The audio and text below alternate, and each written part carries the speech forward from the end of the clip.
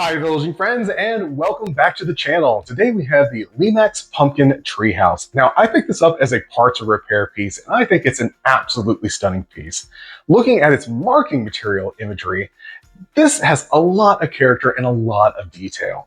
We've got our two pumpkins, we've got our ladder, we have our garland of pumpkins that go through the branches with our bats hanging off the branches, and of course our ghoulie and three pumpkins down below. Now, looking at it from this angle with a dark backdrop, it's a little bit lackluster. So come join me as I take this apart and change out those solid orange LEDs for a flickering effect and dress this tree for Halloween.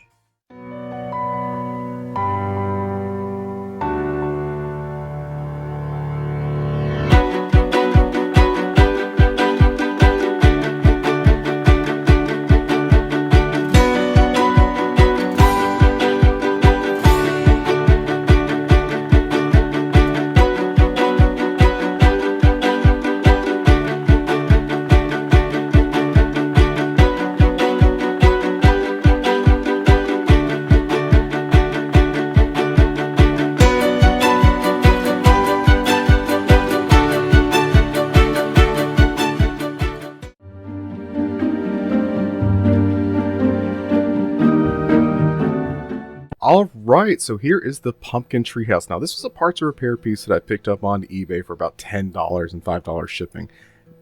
It came with some known issues. Primarily, the center pumpkin is not glued down, and it's missing the figure that actually goes behind the treehouse, which is a little ghoulie sitting on the rocks. But that's okay. I'm actually thinking about re-envisioning this piece to away from a treehouse aesthetic anyway, and just having a Halloween-themed pumpkin tree.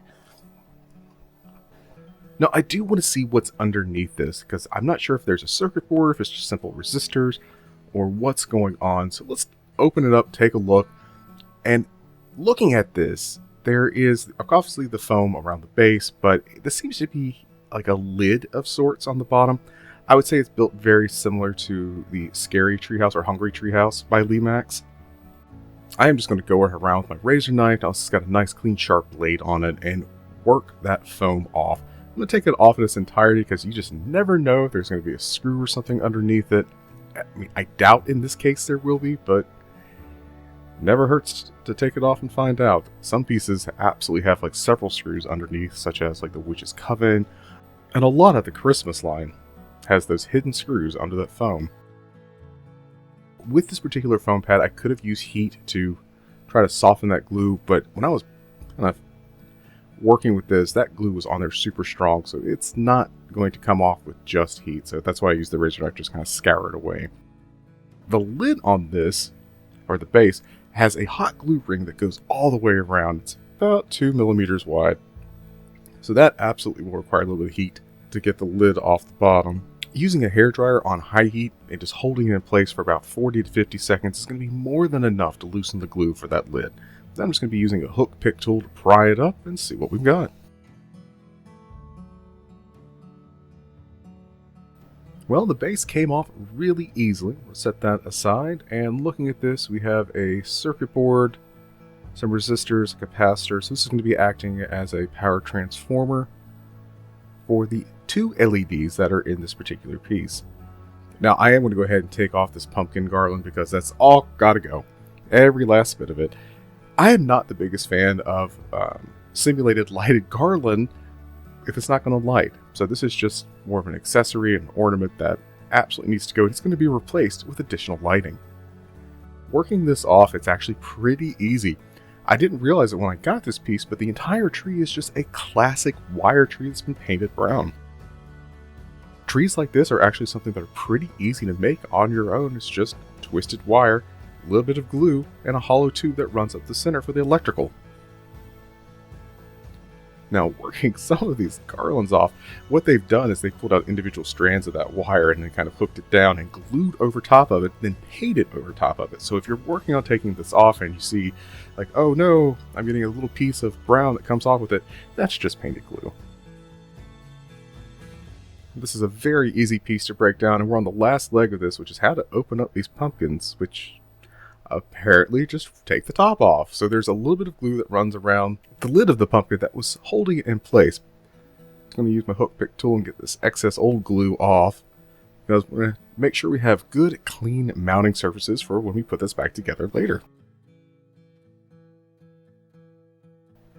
Getting that last lid off, you can see the LEDs are on the top of the lid. So let's go on to the next part of replacing the LEDs.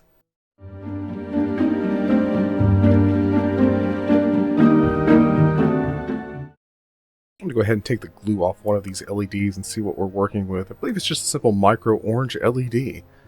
Nothing terribly spectacular. So this is run on about a 3 to 3.3 volt per LED. If that's the case. Yeah, okay. So we'll go ahead and snip that off. And let's check our voltages. Alright, we have the handy dandy multimeter off to the side. I'm going to go ahead and flip this over after applying some power. Now, looking at the circuit board, they could have added a lot more to this particular circuit than what they did. I wonder if they had something grander planned for this, but decided to just do the 2 LEDs instead, because there is definitely places for at least 4 other power taps off of this board if the circuitry had been completed.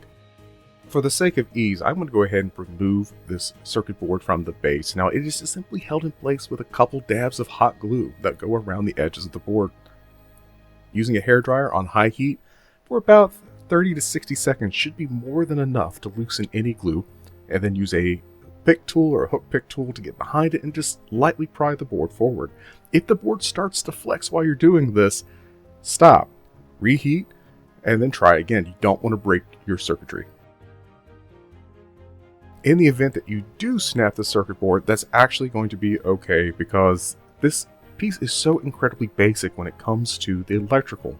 We have but simply 2 LEDs. You could simply restrict the power using individual resistors per LED if absolutely necessary. Which really makes me think that this board had something more planned for it than what they were using. So it may be in some other pieces from Lemax, it may not. But it's definitely designed for a lot more than its current application. I'm going to test the voltage at the circuit board, so unplugging one of the LED leads, making sure there's no excess glue. We're going to get our multimeter turned on. To ensure I want to get a good reading on the power, I'm going to have the circuit board held in place with a helping hand. That way it's not wiggling around on me while I'm trying to get a power measurement.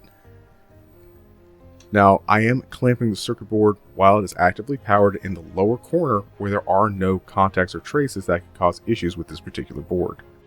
And let's see what we can get for our measurement. I'm sorry, my hand is directly over the multimeter. Did not realize that when I was filming. The output voltage per lead is going to be 3.3 volts. Now that we know our voltage, let's talk about our new LEDs and what I'm envisioning for this.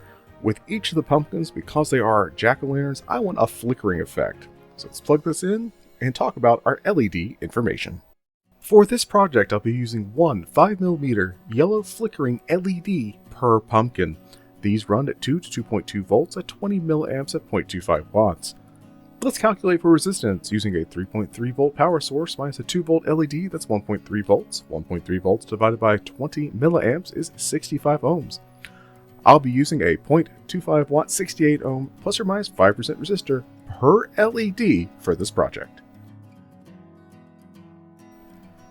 Now, this tree is wired using a combination of braided wire and enamel coated wire. The enamel coated wire comes up through the tree and outward, so it is going into the pumpkins and around the tree in various different places. The reason this type of wire was chosen because it blends into the already existing wire tree that was made to hold everything. The problem is working with it. This stuff, the enamel coating, can be a real pain sometimes, so I'm using a lighter today to burn it off. This is going to give me a good clean working surface.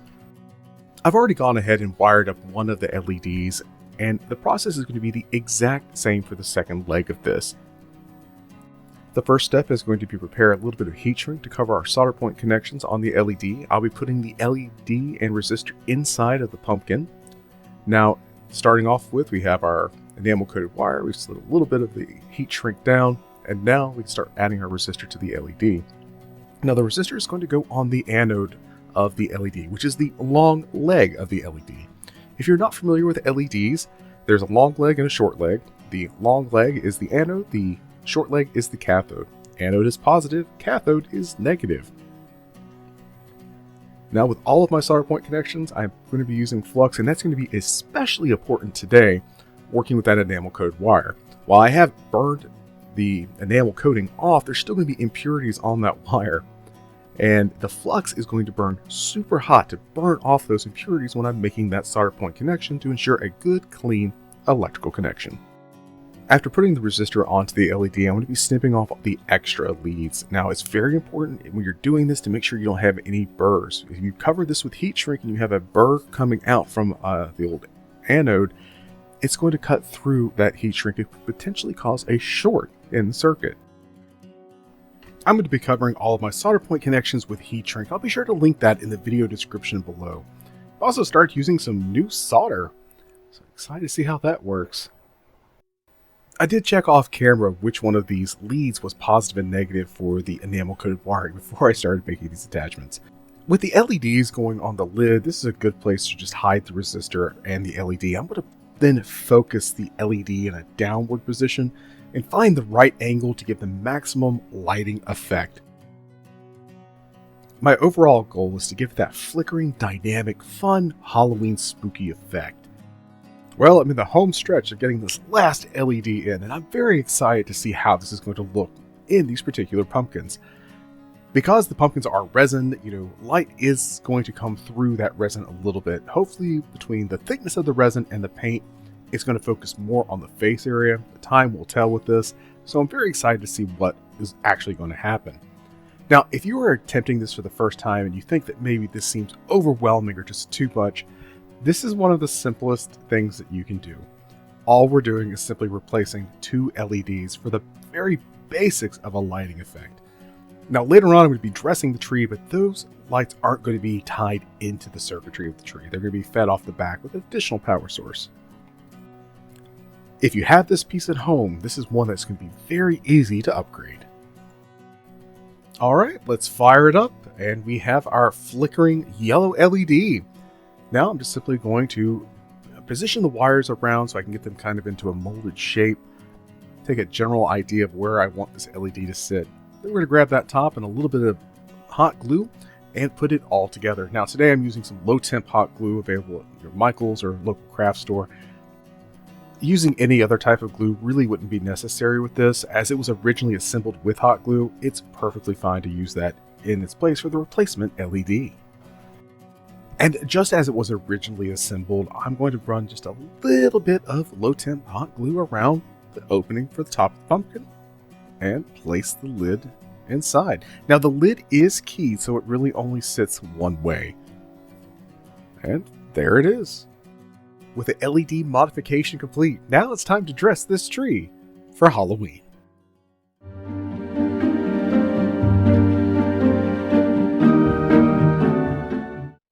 Let's get ready to dress this tree for Halloween. Up first, we're going to be using a set of Oozing lights by Department 56. These are long retired, and what I'm going to be doing is working them around the body of the tree. We're going to start with the smallest pumpkin, go down, all the way around, and right back up to the other side. Now, as I put these into place, I will be coming back and tagging them down with a little bit of hot glue. The main reason is I want to hold them in place and also position the Oozing lights downward. Now, I know you're probably looking at this and thinking, Oozing lights or baby jalapenos? It could go either way, depending on your season, but I absolutely adore these lights. This is one of my absolute favorites, and one of the more rare string of lights that you can find by Department 56 at this point. And of course, the secondary set of lights is going to be a set of my modified or reimagined spooky lanterns. Let's get this dressed and buttoned up.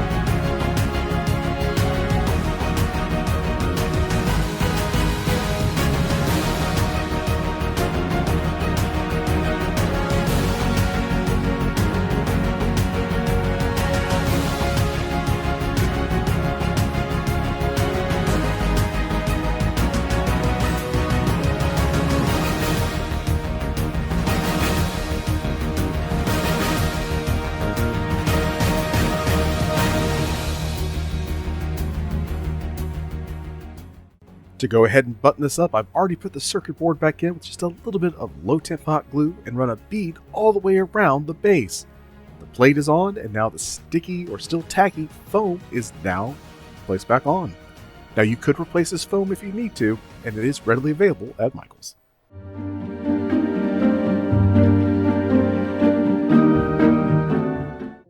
Let's take a moment to remember where we started at with this, and now the reimagined pumpkin treehouse. Now this is what I'm talking about. I would like to see something like this from Lemax. Even though this is a treehouse, taking away the ladder would just make this a fun Halloween pumpkin tree. It doesn't have to be a treehouse, and it's very easily removed. Now I may come back and redo something with those pumpkins in the future down below, but not today. Well, villaging friends, this completes the transformation of the Lemax pumpkin treehouse. You'll have to let me know, what did you think of these design choices? I love these lanterns by Lemax. Now, I have a complete video on how I rewired them. If you haven't checked it out already, I'll be sure to link it up above. The Oozing lights by Department 56, which kind of look like mini jalapenos, are just one of my all-time favorites. Putting these two together, it just gives it such character and depth. I could not be happier with how this turned out. This is also going to complement the Hungry Treehouse really well that goes into my Halloween village. So let me know in the comments, what did you think of this? Was it too much? Was it too little? Did you like my lighting choices? Would you have done something differently? I would love to hear from you, and I welcome the conversation. And if you've made it this far, thank you so much for watching, and until next time, keep on villaging!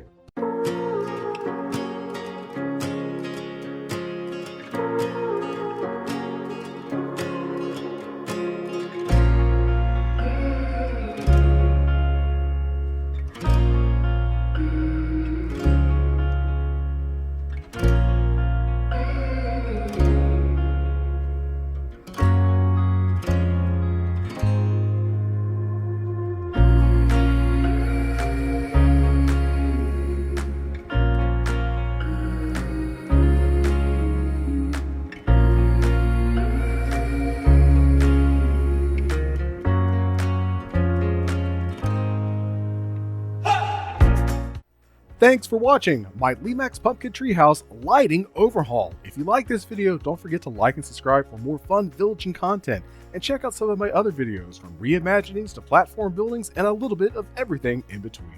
Thank you so much, and until next time, keep on villaging!